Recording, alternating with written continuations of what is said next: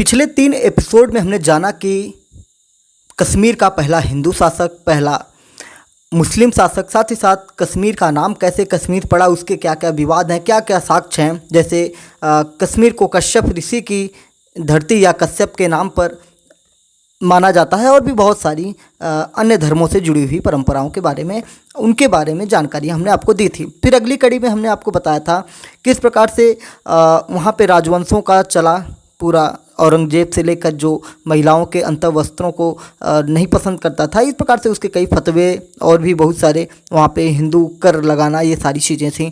फिर उसके बाद समय गुजरता गया और फिर महाराजा हरि सिंह का समय आता है, गुलाब सिंह का समय था, उन सारी चीज़ों की जिक्र की हमने। और महाराजा हरि सिंह द्वारा जिन्ना को क्यों कश्मीर आने नहीं दिया गया, उसके बाद फिर जिन्ना नाराज़ होकर कश्मीर को कब्जा करने की कोशिश करने लगे। फिर महाराजा हरि सिंह भारत सरकार के साथ, यानी कि पंडित जवाहरलाल नेहरू के संपर्क में आते हैं और फिर कश्मीर को कहीं ना कहीं भारत का अंग बना देते हैं, यानी कि विलय पत्र पर सिग्नेचर कर देते हैं। तो ये पूरी कहानियाँ 3 एपिसोड तक हमने सुनी थी। अगर आपने नहीं सुनी है तो चैनल पर MPS हिंदी पर विजिट करके कहानी सुन लीजिए। लेकिन आज की कहानी में हम जानेंगे किस प्रकार से गृह मंत्री भारत सरकार की बेटी को किडनैप किया जाता है और आतंकवादियों को छुड़ाया जाता है। साथ ही साथ किस प्रकार से महिलाओं का गैंग रेप किया जाता है, उन्हें आरा मशीन से काटा जाता है, और ये सारे घटनाक्रम आपको मैं बताने वाला हूँ आज के एपिसोड में। चैनल पर हैं तो MPS हिंदी को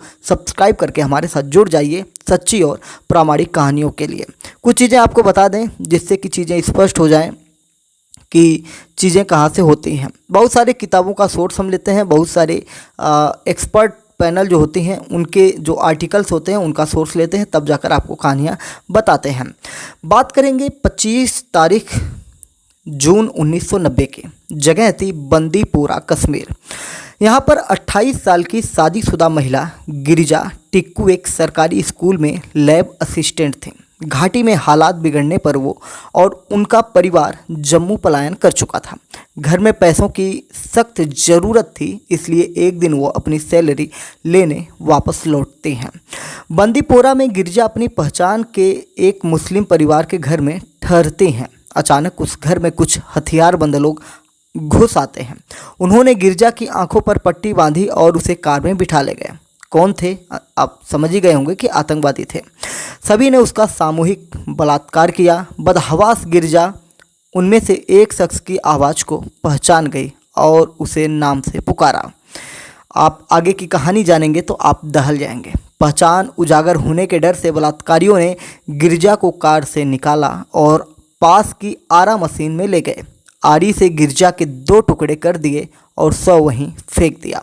पोस्टमार्टम में पता चला कि काटे जाते वक्त गिरिजा की सांसें चल रही थी, यानी कि जब उसे काटा गया आरे मशीन में तो वो जिंदा थी। 1990 के दशक का कश्मीर ऐसे ही खूनी किस्सों से सना हुआ है, और इसी एपिसोड में आज हम कश्मीर में घाटी में किस प्रकार से आतंकवाद बढ़ता गया और उसके सबसे बड़े शिकारी कश्मीरी पंडितों को बनाया गया, और फिर वहाँ की जो जनता थी उन लोगों को किस प्रकार से प्रताड़ित किया गया, वो सारी कहानी आज आपको सुनने को मिलने वाली है। तो दिल थाम कर बैठिए असली कहानी सुनने के लिए। बात करेंगे राजीव अब्दुल्ला का गठबंधन जो बना था। राजीव गांधी और अब्दुल्ला का जो गठबंधन कश्मीरी चुनाव में बना था, उसमें किस प्रकार से धांधली की गई, जो कहानियाँ इतिहास में मिलती हैं उनको हम बयां करेंगे। बात है सितंबर 1982 में। कश्मीर के सबसे बड़े नेता शेख अब्दुल्ला का निधन हो गया। उसके बाद हुए जम्मू कश्मीर के चुनाव में नेशनल कॉन्फ्रेंस ने बहुमत हासिल किया और शेख के बेटे फारूक अब्दुल्ला मुख्यमंत्री बने। लेकिन 1984 में एक बड़ा खेल हुआ। उस वक्त के राज्यपाल जगमोहन मल्होत्रा ने अपनी किताब माय फ्रोजन टर्बुलेंस इन कश्मीर में लिखते हैं, 1 जुलाई 1984 की देर शाम फारूक के बहनोई गुलाम मोहम्मद शाह ने 12 विधायकों के साथ फारूक की सरकार से समर्थन वापस ले लिया। वो कांग्रेस आई के साथ मिलकर सरकार बनाना चाहते थे।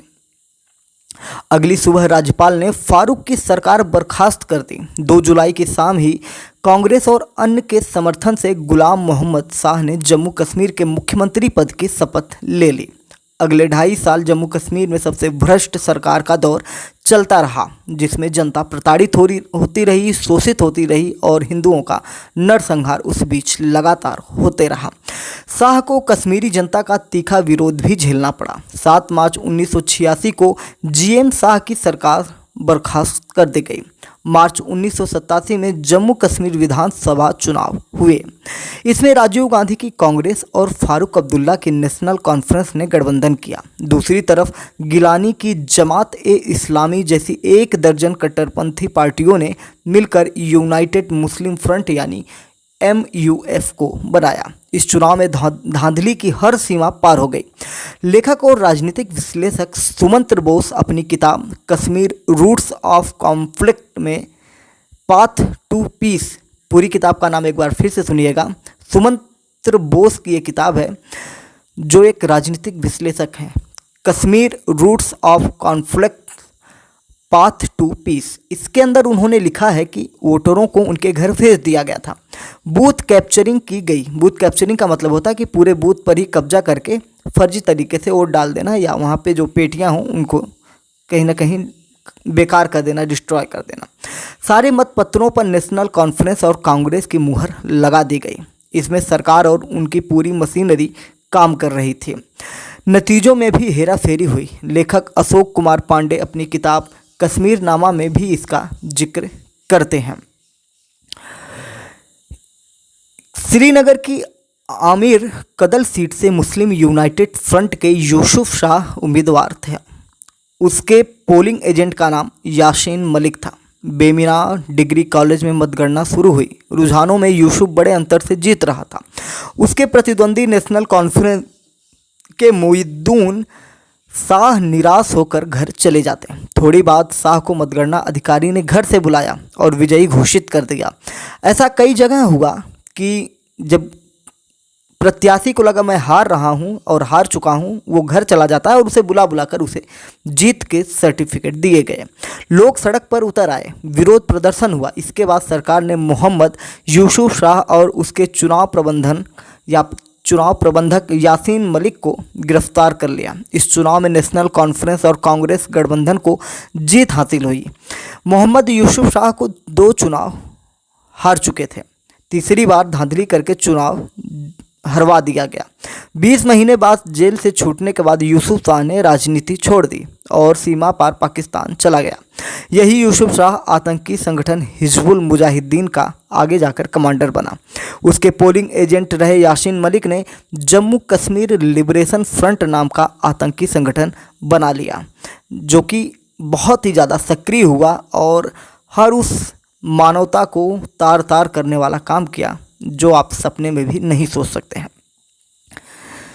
Jammu Kashmir liberation front.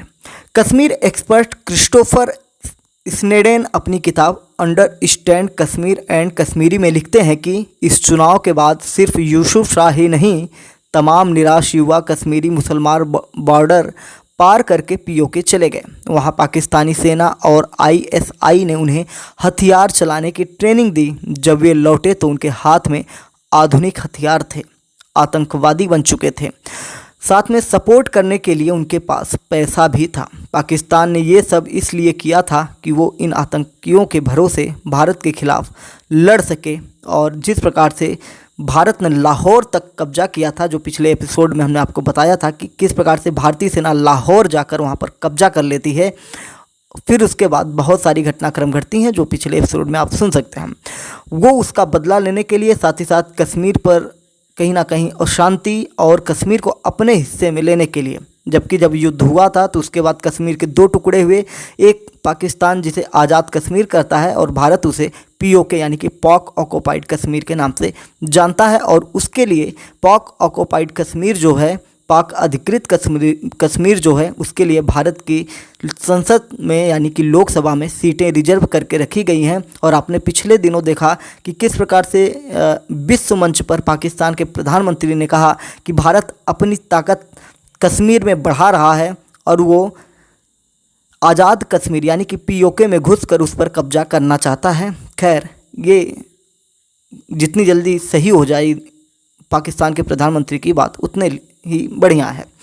तो चलिए आइए बात करते हैं लेखक अशोक कुमार पांडे अपनी किताब में क्या लिखते हैं। उससे पहले आपको बताएं कि अगर आमिर कदल और हब्बा कदल सीटों पर चुनाव में धांधली नहीं होती तो शायद कश्मीर में हथियारबंद संघर्ष को कुछ सालों तक टाला जा सकता था। ये कौन कहता है? इन चुनाव में पर्यवेक्षक रहे GN गौहर ने बताया था। लेखक अशोक कुमार पांडे अपनी किताब कश्मीर और कश्मीरी पंडित में लिखते हैं कि हत्याओं का जो सिलसिला उस दौर में शुरू हुआ, भारत और कश्मीर के अपरिपक्व राजनीतिक नेतृत्व के चलते वो एक ऐसे हिंसक चक्रव्यूह में फंसता चला गया जिसे बाहर निकाल पाना या जिससे बाहर निकलना आज तक मुमकिन नहीं हो सका है। और इसकी कीमत सबको चुकानी पड़ी है। बंदूक उठाए लोगों को, बेगुनाह पंडितों और बेगुनाह मुसलमानों को भी इसकी कीमत चुकानी पड़ी। किस प्रकार से गृह मंत्री की बेटी का अपहरण होता है और आतंकवादियों के हौसले बुलंद होते हैं और कश्मीर में उनका तांडव शुरू होता है, उस कहानी पर हम अब आ चुके हैं। धैर्य बनाकर रखिए। बात करेंगे 1989 का वो साल था जिसमें कश्मीर में आतंकवाद हिंसक होना शुरू हुआ। पाकिस्तान से आतंकी ट्रेनिंग लेकर आने वाले युवा कश्मीरी किसी भी कीमत पर पंडितों को घाटी से निकालना चाहते थे। किसी भी कीमत का मतलब किसी भी कीमत पर। 23 जून 1989 को श्रीनगर में पर्चे बांटे गए। ये पर्चे हज़ब-ए-इस्लामी नाम के संगठन ने बांटे थे। पर्चों में मुस्लिम महिलाओं के लिए लिखा था कि इस्लामिक नियमों को मानना शुरू कर दो, बुर्का पहनो। कश्मीरी पंडित महिलाओं से कहा गया कि वो माथे पर तिलक जरूर लगाएं ताकि उन्हें आसानी से पहचाना जा सके। जो ये बात नहीं मानेगा उसे खामियाजा भुगतने के लिए तैयार रहना चाहिए। इस दौर हुई एक घटना ने आतंकियों के हौसले और बुलंद कर दिए। BP सिंह को प्रधानमंत्री बने अभी 6 दिन ही हुए थे। 6 महीने नहीं भाई, 6 दिन हुए थे, 6 डेज। उन्होंने अपनी सरकार में पहली बार एक मुस्लिम नेता मुफ्ती मोहम्मद सईद को भारत का गृह मंत्री बनाया और ये बहुत बड़ी भूल साबित हुई। 8 दिसंबर को दोपहर 3:45 पर राजधानी दिल्ली के नॉर्थ ब्लॉक में मुफ्ती अपने कार्यकाल की पहली बैठक कर रहे थे। ठीक इसी वक्त दिल्ली से करीब 800 किलोमीटर दूर श्रीनगर में उनकी बेटी रुबैया सईद अपनी ड्यूटी के बाद हॉस्पिटल से घर जाने के लिए निकली। रुबैया MBBS करने के बाद इस हॉस्पिटल में इंटर्नशिप कर रही थी। हॉस्पिटल से निकलकर रुबैया JFK 477 नंबर वाली एक ट्रांजिट वैन में सवार हुई। ये वैन लाल चौक से श्रीनगर के बाहरी इलाके नौगाम की तरफ जा रही थी। रुबैया जैसे ही चांदपुरा चौक के पास पहुंची, वैन में सवार 3 अन्य लोगों ने गन पॉइंट पर वैन को रोक लिया। उन लोगों ने रुबैया सईद को वैन से नीचे उतारकर सड़क के दूसरी तरफ खड़ी नीली रंग की मारुति कार में बैठा लिया। उसके बाद वह मारुति कार कहाँ गई आज तक, यानी कि उस समय किसी को पता ही नहीं चला। यानी कि कुछ एक्सपर्ट बताते हैं कि ये प्री प्लान था। क्या था वो तो भविष्य ही जाने या उस समय की घटनाक्रम जाने, लेकिन घटनाक्रम क्या था वो हम आपको बताने की कोशिश कर रहे हैं। 2 घंटे बाद यानी शाम करीब 6 बजे JKLF के जावेद मीर ने एक लोकल अखबार को फ़ोन करके जानकारी दी कि हमने भारत के गृह मंत्री मुफ्ती मोहम्मद सईद की बेटी रुबैया सईद का अपहरण कर लिया है। JKLF की तरफ से रुबैया को छोड़ने के बदले 20 आतंकियों को छोड़ने की मांग की गई। 13 दिसंबर की दोपहर यानी 5 दिन तक सरकार और अपहरणकर्ताओं के बीच बातचीत चलती रही। आखिरकार सरकार ने 5 आतंकियों को रिहा कर दिया। बदले में कुछ ही घंटे बाद लगभग 7:30 पर रुबैया को सोनवर्ग में मध्यस्थ जस्टिस मोतीलाल भट्ट के घर सुरक्षित पहुंचा दिया गया। कश्मीरी पंडितों के खिलाफ नफरत 1989 के आखिर में और जहरीली हो गई थी। उन्हें लाउड स्पीकर पर चेतावनियां देकर कश्मीर छोड़ने के लिए कहा जाता था। अशोक कुमार पांडे अपनी किताब कश्मीर और कश्मीरी पंडित में लिखते हैं कि उस समय कश्मीरी पंडितों और अखबारों में घर छोड़ने की जो धमकियां दी गई थी वो हिजबुल मुजाहिदीन के लेटर पैड पर दी गई थी। JKLF और हिजबुल हिंसा की अगुवाई कर रहे थे। उनके साथ करीब 2 दर्जन छोटे मझोले इस्लामिक संगठन पंडितों की जान के दुश्मन बने हुए थे। बताते हैं कि कश्मीर की त्रासदी झेलने वाले राहुल पंडित अपनी किताब अवर मून हैज़ ब्लड क्लॉट में लिखते हैं कि 19 जनवरी 1990 की रात वो सो रहे थे। मस्जिद के लाउड स्पीकर से लगातार सीटी बजने की आवाज़ आ रही थी। मेरे मामा का परिवार हमारे घर आ चुका था। मामा और पिताजी कुछ बात कर रहे थे, तभी बाहर ज़ोर से आवाज़ आई, नारा ए तकबीर, अल्लाहू अकबर। मैंने ये नारा कुछ दिन पहले दूरदर्शन पर आए एक धारावाहिक तमस में सुना था। फिर आवाज़ आई, हम क्या चाहते हैं, आज़ादी ए जालिमों, ए काफिरों, कश्मीर हमारा छोड़ दो। फिर कुछ देर में नारेबाजी थम गई। जब मेरी माँ ने इसे सुना तो वो कांपने लगी। उन्होंने कहा कि भीड़ चाहती है कि कश्मीर को पाकिस्तान में बदल दिया जाए, उसमें पंडित मर्द न हों लेकिन उनकी औरतें हो। माँ रसोई की ओर भागी और लंबा चाकू ले आई। उन्होंने कॉलेज जाने वाली मेरी बहन की तरफ देखा और देखकर कहा, अगर वे आए तो मैं इसे मार दूंगी। यानी कि माँ अपनी बेटी को अपने हाथों से मारकर उन आतंकवादियों से उसे बचाना चाहती थी। इसके बाद अपनी जान ले लूँगी, ऐसा उसकी माँ ने कहा। मार्च 1990 श्रीनगर के छोटा बाजार इलाके में 26 साल के बाल कृष्ण उर्फ बीके गंजू को चेतावनी दी जा चुकी थी कि वे कश्मीर छोड़ दें। उनके पड़ोसी ने बताया कि मस्जिद की लिस्ट में उनका नाम सबसे ऊपर था। अगले ही दिन गंजू और उसकी पत्नी ने श्रीनगर छोड़ने का फैसला किया। वो निकल ही रहे थे कि दरवाजे के बाहर से ही जोर से किसी ने कहा, गंजू साहब किधर हैं, उससे ज़रूरी काम है। पत्नी ने भीतर से कहा कि वो काम पर गए हैं। तब बाहर से आवाज़ आई, अरे इतनी सुबह कैसे जा सकते हैं मोहतरमा, आप परेशानी समझिए, हमें गंजू साहब से ज़रूरी काम है। दरवाज़ा नहीं खुला तो अजनबी खिड़की तोड़कर अंदर आने लगे। गंजू छत पर रखे चावल के ड्रम में छिप गए। आतंकियों ने पूरे घर में गंजू को खोजा। आहट मिलते ही उन्होंने गोली चला दी। बदहवास गंजू की पत्नी वहां पहुंची तो चावल से सनी खून की धार बह रही थी। जम्मू कश्मीर के 2 बार राज्यपाल रहे जगमोहन अपनी किताब माय फ्रोजन टर्बुलेंस इन कश्मीर में सर्बानंद कौल प्रेमी के बारे में लिखते हैं। सरकारी स्कूल के प्राध्यापक रहे सर्बानंद कौल केवल टीचर ही नहीं, वे कवि और लेखक भी थे। वे अनंतनाग जिले के साली गांव में परिवार सहित रह रहे थे। दहशतगर्दों की धमकी से पंडित भाग रहे थे, लेकिन प्रेमी ने तय किया था वो कहीं नहीं जाएंगे, भले ही वो यहीं पर मर जाएंगे। 30 अप्रैल 1990 को एक दिन 3 हथियारबंद लोगों ने दस्तक दी। परिवार के सभी लोगों को एक कमरे में इकट्ठा किया।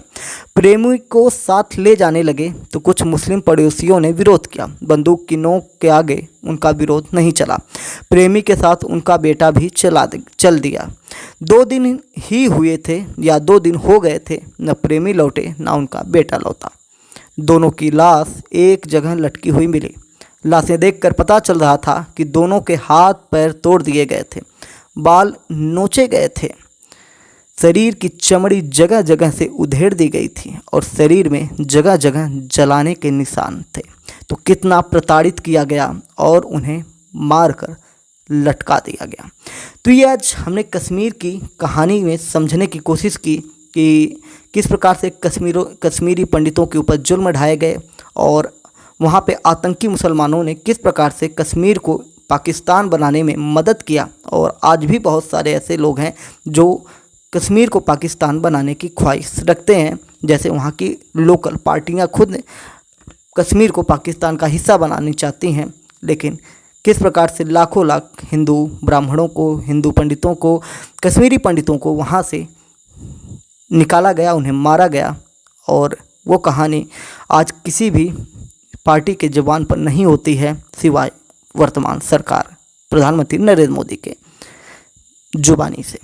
तो उम्मीद है कि आपको ये कहानी समझ में आई होगी और कांग्रेस और अन्य पार्टियों का कैसा रुख रहा, किस प्रकार से भारत के गृह मंत्री की बेटी को किडनैप किया जाता है और आतंकवादियों को छुड़ा लिया जाता है। इस पर कई सवाल या निशान उठते हैं कि क्या एक लड़की के लिए देश के साथ इतना बड़ा समझौता किया जा सकता है कि इतने बड़े बड़े आतंकियों को छोड़ दिया जाए। तो कहीं ना कहीं सवाल खड़े होते हैं और इसका जवाब इतिहास में जाकर ढूंढने की कोशिश की जा सकती है। उम्मीद है कि आपको चीज़ें समझ में आई होंगी और फिर नेक्स्ट स्टोरी में भी हम कुछ चीज़ें जानेंगे। लगातार आपको हम कहानियाँ बता रहे हैं, सच्चाई बता रहे हैं, जिससे आपको चीज़ें स्पष्ट होती चली जाएं। तो चलिए फिर मिलते हैं अगले एपिसोड में। चैनल पर नए हैं तो MPS हिंदी को सब्सक्राइब करके डेली करंट अफेयर्स और न्यूज़ एनालिसिस के लिए हमारे साथ जुड़ सकते हैं। अपने विचारों को कमेंट बॉक्स में बता सकते हैं, अपने दोस्तों में ये कहानी शेयर कर सकते हैं। जल्दी प्लेलिस्ट हम बना देंगे जहाँ पर कोई भी आके पूरे कश्मीर की कहानी सुन सकता है। जय नमस्कार, भारत माता की जय।